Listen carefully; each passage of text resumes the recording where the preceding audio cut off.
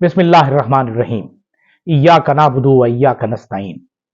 Rabbi इश्रह ली सदरी व यस्सिर ली अमरी वहलुल उक़दतम मिन लिसानी यफ़क़हू क़ौली। सदक़ल्लाहुल अज़ीम। एमटीएल टीवी के साथ मैं हूं एमटीएल यानी मोहम्मद तस्लीम लगा। आज भी हमारी गुफ्तगू का महवर और मरकज इलेक्शन फरवरी 8 फरवरी के बाद के हालात और वाक़यात। एक तरफ हुकूमतें बनने की जा रही हैं तो दूसरी तरफ हुकूमतें बनाने की कोशिश की जा रही है। इस सिलसिले में इत्तेहाद भी बन रहे हैं और ग्रुप्स भी बन रहे हैं। हमने अपने किसी एक प्रोग्राम में कहा था कि जब इलेक्शन हो रहे थे तो बिलावल भुट्टो जरदारी जिस तरह की धुआंधार तकरीरें फरमा रहे थे तो और ये तासुर देने की कोशिश कर रहे थे कि आज के बाद हमारी और मुस्लिम लीग की राहें जुदा हो गई हैं। तो उस वक्त भी मैंने अपने एक प्रोग्राम में कहा था कि बिलावल भुट्टो शायद ये नहीं जानते कि जिन्होंने इन्हें साथ बिठाना होगा, जिन्होंने पहले बिठाया वही बाद में भी इन्हें साथ बिठाएंगे। अब जब कमिश्नर रावलपिंडी की बात हुई और उसमें चीजें आई, यकीनन बहुत से मसाइल खड़े हुए। अब आहिस्ता आहिस्ता चीजें जबान ज़द-ए-आम होती चली जा रही हैं। अभी तक तो लोगों ने खुलकर मुसल्लह अफवाज का नाम नहीं लिया, लेकिन बहरहाल दबे लफ्जों में पाकिस्तान की मुसल्लह अफवाज का जिक्र जरूर हो रहा है कि हमारे यहाँ ये जो इंतखाबात हैं इनके पीछे असल कहानी शायद फौज का दबाव है। अब लोग जो हैं ये कहना शुरू हो गए हैं। अब इसमें बहुत सारी चीजें हुई कि जैसे साबिक वज़ीर आज़म शाहिद खाकान अब्बासी ने एक जगह एक मरतबा नहीं कई मरतबा खिताब करते हुए कहा, अपने अपनी गुफ्तगू में कई इंटरव्यूज में कहा कि मुझे उस वक्त के chief of army staff general Qamar Javed Bajwa ने कहा कि आप ये पार्टी छोड़ के इस पार्टी में चले जाएं। फिर इसी तरह दूसरे सियासी रहनुमाओं ने कहा कि जी मैं जो हूं, जैसे नदीम अफजल चंद साहब हैं अभी इलेक्शन हारने के बाद, उन्होंने कहा गुज़िश्ता इलेक्शन में भी मैंने गुजारिश की थी जनरल बाजवा साहब से और मैंने कहा था कि अगर आप चाहते हैं कि हम सियासत छोड़ दें तो हम छोड़ देते हैं, क्योंकि इस तरह हमारे साथ ज्यादती ना हो। हम जीतें या हारें, हमें हक है कि हम अपनी मेहनत से जीतें और अगर मेरिट नहीं है तो हम हार जाएं, कोई मसला नहीं है। तो कहते हैं कि उस वक्त उन्होंने DGI को जो मिलिट्री इंटेलिजेंस थे गालिबन उन्हें बुलाया, जो जनरल आजकल हमारे चीफ ऑफ आर्मी स्टाफ हैं जनरल आसिम मुनीर साहब, उन्हें बुलाया। तो कहते हैं कि उन दोनों ने कहा कि नहीं, आपको सियासत छोड़ने की जरूरत नहीं है। तो इससे जो है एक परसेप्शन तो जो था वो मजबूत होता चला जा रहा है कि इस सारे निजाम के पीछे कौन सी कुव्वत और ताकत मौजूद है। फिर दूसरी तरफ एक तरफ पाकिस्तान पीपल्स पार्टी और नून लीग बैठ रहे हैं आपस में और मुस्तकबिल में विफाकी हुकूमत जो हमारी बनने जा रही है उसके लिए कुछ लाहे अमल तैयार कर रहे हैं, खाका बन रहा है, कौन क्या करेगा कौन क्या नहीं करेगा। जैसे गुज़िश्ता रोज बिलावल भुट्टो जरदारी ने ठट्टा में अपने खिताब में कहा था कि मुझे ऑफर की गई कि पहले 3 साल हमें बनने दे और आखिरी 2 साल आप बन जाना वजीर आजम। तो मैं नहीं बनना चाहता इस तरह। हालांकि उन्हें पता है कि पाकिस्तान में 3 साल से ज्यादा हुकूमत बनती ही नहीं है, समझदार हैं। वो कहते हैं कि पहले 2 साल मुझे दे दे, आखिरी 3 साल आप ले लीजिएगा। लेकिन शायद उन्हें ये चीज समझ में नहीं आई। इस सिलसिले में पाकिस्तान पीपल्स पार्टी और मुस्लिम लीग तो अपने काम में लगे हुई हैं। दूसरी तरफ पाकिस्तान तहरीक इंसाफ भी अपनी कोशिशों में हमतन मसरूफ है और आज उन्होंने उसका पहला कदम उठाया कि उन्होंने अपने लिए मखसूस नशिस्तों के हुसूल के लिए तमाम उम्मीदवारों को किसी पार्टी में शामिल करने का फैसला किया। और जिस पार्टी में वो शामिल हुए वो थी सुन्नी इत्तेहाद कौंसिल, उसके सरबराह साहिबजादा हामिद रजा के साथ और मजलिस वहदतुल मुस्लिमीन के सरबराह राजा नासिर अब्बास के साथ उन्होंने बैठकर एक प्रेस कॉन्फ्रेंस की, जिसमें उन्होंने ये ऐलान किया कि हमारे तमाम मेंबरान कौमी और सूबाई असेंबली अब सुन्नी इत्तेहाद कौंसिल में शामिल हो रहे हैं। अब इस तरह एक सियासी पार्टी के वो मेंबर बन गए हैं और अब उनकी उस सिलसिले में उन्हें मखसूस नशिस्तें भी मिलेंगी अब, और उन्हें जो फ्लोर क्रॉसिंग का कानून है उसके तहत भी वो लोग अब फ्लोर क्रॉसिंग नहीं कर सकेंगे। अब इसमें ये जो आज प्रेस कॉन्फ्रेंस हुई जिसमें बैरिस्टर गौहर भी थे, इसमें उमर अयूब भी थे, रऊफ हसन साहब भी थे जो तर्जुमान है पाकिस्तान तहरीक इंसाफ के। इसमें इससे पहले अगर हम 2-3 दिन पहले चले जाएं तो इसमें मुत्तहदा जो मजलिस वहदतुल मुस्लिमीन है उससे ज्यादा गुफ्तगू चल रही थी और लोग समझ रहे थे कि मजलिस वहदतुल मुस्लिमीन के साथ पाकिस्तान तहरीक इंसाफ जाके अपना इत्तेहाद बनाएगी और उसके तमाम पार्टी रहनुमा जो है, पार्टी जो मेंबरान है, वो उसमें शामिल होंगे। लेकिन ये एक ऐसा सियासी फैसला था जिससे लग ये रहा था कि इससे कुछ मुश्किलात ना पेश आ जाएं पाकिस्तान तहरीक इंसाफ को, क्योंकि इससे पाकिस्तान के दो पड़ोसी ममालिक जिनके आपस में एक जंग चल रही है, उनकी वजह से जो उनकी नजरियाती जंग है, जो अरब और ईरान, उसमें कोई कॉन्फ्लिक्ट में दोनों ममालिक ना पड़ जाएं। लेकिन चूंकि इस बात को कहने से एक फायदा ये हुआ मेरे ख्याल में कि इसमें अरब ममालिक भी उन्होंने इंटरवीन किया और यकीनन उन्होंने कोशिश की होगी और मुलाकात हुई होगी और बात हुई होगी खान साहब से कि आप किसी सुन्नी, चूंकि पाकिस्तान सुन्नी मेजॉरिटी का मुल्क है, आप किसी इस तरह की तंजीम के साथ इत्तेहाद ना करें। तो लेकिन इससे एक चीज का फायदा यह हुआ कि जहां एक तरफ ईरान पाकिस्तान तहरीक इंसाफ और इमरान खान के साथ है, वहां दूसरी तरफ अरब दुनिया के लोग जो हुक्मरान हैं, उन्हें भी मजबूरन इस तरफ आना पड़ा, क्योंकि पाकिस्तान की सबसे बड़ी जो सियासी पार्टी है वो इस वक्त पाकिस्तान तहरीक इंसाफ है। अच्छा, अब उसके बाद जब इसका ये फायदा ये हो सकता है मुस्तकबिल में, अच्छा फिर उसके बाद मौलाना शिरानी ग्रुप जो है जमीयत उलमा इस्लाम नजरियाती का, उसके साथ भी एक गुफ्तगू हुई और उनके साथ भी प्रेस कॉन्फ्रेंस हुई और जिसमें ये कहा गया कि हमारा इत्तेहाद जो पिछले 2-3 साल से हम इत्तेफाक और इत्तेहाद के साथ चल रहे हैं, उसको हम मजीद आगे बढ़ाएंगे। और हो सकता है कि जब उन्होंने कौमी असम्बली के लिए शिरानी साहब ने अपना उम्मीदवार केपीके से विड्रॉ किया पाकिस्तान तहरीक इंसाफ के उम्मीदवार के हक में, तो अब उन्हें जाके कंपनसेट किया जाएगा कहीं ना कहीं, और वो यकीनन सेनेट में कहीं उन्हें कंपनसेट किया जाएगा। ठीक है, होना भी चाहिए, पार्टियों में होता भी इसी तरह है, गिव एंड टेक होता है और उसमें उन्हें बहुत सा फायदा होगा। इस तरह ये जो सियासी अमल है वो आगे चल रहा है। लेकिन जो रुकावटें पाकिस्तान तहरीक इंसाफ के लिए पैदा की गई और की जा रही थी, उनका भी तकरीबन पेस वही है, उसकी रफ्तार भी वही है कि जी एक तो आपने उनसे नशिस्तें छीनी जो बकौल पाकिस्तान तहरीक इंसाफ के सरबरा बैरिस्टर गौहर और शेर मरवत साहब और रऊफ हसन साहब और शुएब शाहीन की हमारी 180 सीटें थी, जिनमें से छीन ली गई, तकरीबन 70-80 के दरमियान हमसे छीन ली गई। और ये यकीनन एक बुरी बात है कि जी गलत बात है कि पाकिस्तान में इस तरह इलेक्शन छीन लिया जाता था। मैं था का लफ्ज इसलिए इस्तेमाल कर रहा हूं कि मुझे नहीं लगता कि अब के बाद, आज के बाद या इस मौके के बाद, या शायद ये भी मौका ना मिले अब लोगों को कि इस तरह इलेक्शन छीन सके कोई। अब इलेक्शन वही जीतेगा जो डब्बे में वोट डालेगा। डब्बे में वोट नहीं है तो कम से कम अब आप आरओ के कमरे में जाके रिजल्ट चेंज नहीं करवा सकेंगे। अब लोग इतने अवेयर हो गए हैं कि अब वो अपना हक नहीं दे देंगे, छीनने देंगे किसी को।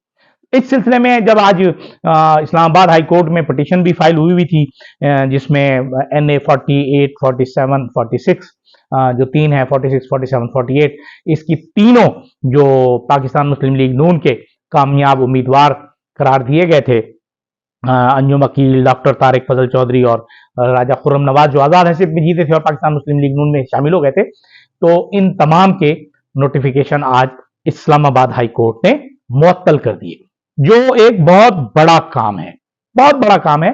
और इससे एक अदालती जंग जो है वो शुरू हुई है। जब ये चौथा हल्का है, यानी इससे पहले लाहौर में सलमान अकरम राजा साहब के हल्के में जो ओन चौधरी का हल्का था, जो ओन चौधरी को दिया गया, ओन चौधरी ने चूंकि इमरान खान के खिलाफ गैर शरई निकाह केस में बहुत ही एक्टिव किरदार अदा किया था, उसमें उन्होंने जाके गवाही भी दी और बहुत से मसाइल उन्होंने पैदा किए इमरान खान के लिए और उनकी बेगम के लिए, तो उन्हें उसके बदले में ये सीट दी गई थी। लेकिन अल्लाह की लाठी भी बेआवाज है। अब ये कहानी शुरू हो गई है अदालती निजाम में। अब अगर ये जंग शुरू होती है तो उसके बाद अगर हम जाते हैं कि जब इस लाहौर हाई कोर्ट में जाते हैं, लाहौर हाई कोर्ट के बाद फिर हम सुप्रीम कोर्ट में जाएंगे। अब इलेक्शन ट्रिब्यूनल्स भी बन गए हैं। अब चूंकि इंतखाबात के लिए इलेक्शन ट्रिब्यूनल्स भी बन गए हैं और दूसरी तरफ एक शहरी ने, एक साहब ने इंतखाबात को मनसूख करने के लिए एक पिटीशन फाइल कर दी सुप्रीम कोर्ट में और आज उसकी हेयरिंग भी थी, उसकी पेशी हुई तो वो साहब नहीं पहुंचे, जिस पर चीफ जस्टिस साहब बहुत नाला हुए, बहुत सख्त नाराज हुए, गुस्से का इजहार किया कि ये क्या बात हुई कि लोग आते हैं और हमारा वक्त जाया करते हैं। हालांकि चीफ जस्टिस साहब को वो पिटीशन बगैर सुने एक साइड पे कर देनी चाहिए थी और इंतखाबात का मामला इतना अहम और इतना संगीन हो गया है कि उन्हें इस पर सोमोटो लेना चाहिए था, क्योंकि इस वक्त अगर देखा जाए पाकिस्तान में यकीनी और गैर यकीनी सूरत हाल जो है उसकी वजह ये इंतखाबात हैं और इंतखाबात में होने वाली धांधली है, धांधला है या डकैती है। लेकिन हमारे चीफ जस्टिस साहब ने उसको कोई अहमियत नहीं दी। इसी असना में कमिश्नर रावलपिंडी का बयान आ गया और उसका जवाब दर जवाब आ गया और चीफ जस्टिस ऑफ पाकिस्तान काजी फायज ईसा साहब ने फौरन ही उसके लिए कि जी मेरे खिलाफ अगर कोई सबूत इल्जाम है तो सबूत लाए जाए। तो सबूत तो उस वक्त आएंगे ना जब आप कोई केस चलाएंगे, तो केस चलेगा। जो अवामिल हैं, एक वाकयाती शहादत होती है और एक ऐनी शहादत होती है। शायद मैं तो कानून को नहीं जानता, हमारे चीफ जस्टिस साहब बहुत अच्छी तरह जानते होंगे। वाकयाती शहादतें अगर देखी जाए तो वो बेइंतहा है कि आप इस सारे खेल का एक हिस्सा हैं जिसने इस पूरे अमल को मुतनाज़ा नहीं बल्कि मुतनाज़ा तरीन बनाया। मैं अपने कई प्रोग्रामों में गुज़िश्ता में कहता रहा कि पाकिस्तान की तारीख के मुतनाज़ा तरीन, गैर शफाफ तरीन और जानिबदार तरीन इंतखाबात होने वाले हैं, लेकिन शायद हमारी आवाज़ सहरा बसदा रही और उन लोगों तक नहीं पहुंची और उसमें बड़े बड़े लोग शामिल थे। राजा साहब भी इसमें शामिल थे, सिकंदर साहब भी शामिल थे, सुल्तान साहब भी शामिल थे और काजी फायज ईसा साहब भी शामिल थे। यानी राजा सिकंदर, सुल्तान और काजी फायज ईसा साहब ने जिस तरह उसे फैसिलिटेट किया, अब उसमें उनकी क्या मजबूरियां हैं खबर नहीं है, लेकिन बहरहाल एक आम आदमी को ये सोचने और इस पर अपना नजरिया या ओपिनियन कायम करने का पूरा हक है।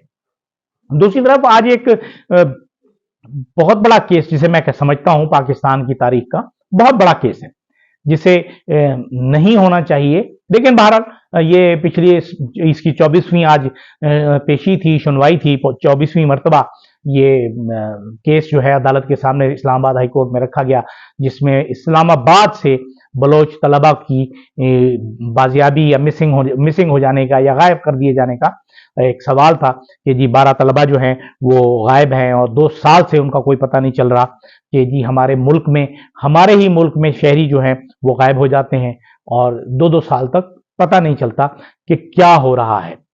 और इसमें जस्टिस मोहसिन अख्तर कियानी ने आज बड़ी सख्त रिमार्क दी। आज चूंकि प्राइम मिनिस्टर को भी उन्होंने तलब कर रखा था, लेकिन हमारे प्राइम मिनिस्टर के पास आज वक्त नहीं था, वो तशरीफ नहीं ले जा सके और उसमें ये केस जो है 28 फरवरी तक किया और 28 फरवरी को उन्होंने फिर समन किया है, कॉल किया है हमारे निगरान वजीर आजम को।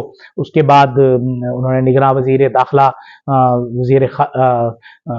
वजीर कानून, इन्हें भी बुलाया कि जी आप भी आएँ और आकर जवाबात दें कि ये क्या है, वजह क्या है उन बच्चों को। जब आज उन्होंने अटॉर्नी जनरल से सवाल किया, मोहसिन अख्तर कियानी साहब ने, जस्टिस मोहसिन अख्तर कियानी ने, कि ये 12 में से कितने बच्चे वापस आए हैं, तो उन्होंने कहा जी अभी तक 8 का पता नहीं है, मतलब 4 वापस आए हैं पिछले 2 साल में, 24वीं पेशी है। तो जस्टिस साहब ने पूछा कि इसकी क्या वजह है, क्या उनके खिलाफ जो नौजवान गायब हुए हैं उनके खिलाफ कोई मुनशियात का केस है, कोई असलाह का केस है, कोई उनके खिलाफ दहशतगर्दी के केसेस है? उनका नहीं जी, कोई सबूत भी सामने नहीं आया कि जी इनके खिलाफ कोई केसेस हैं, लेकिन फिर भी वो बच्चे गायब हैं। उनके वालिदैन, उनके बहन भाई, उन पर क्या गुजर रही होगी, ये एक बहुत अहम सवाल है कि जी उन पर क्या गुजर रही होगी। और ये तो सिर्फ वही ही समझ सकता है दर्द जिसके साथ ये चीज गुजरती है। तो उन्होंने कहा कि जस्टिस साहब ने कहा कि जी वजीर आजम साहब नहीं आए तो उन्हें यह पता होना चाहिए कि कानून से बालातर कोई नहीं है और वो कानून को जवाब दे हैं।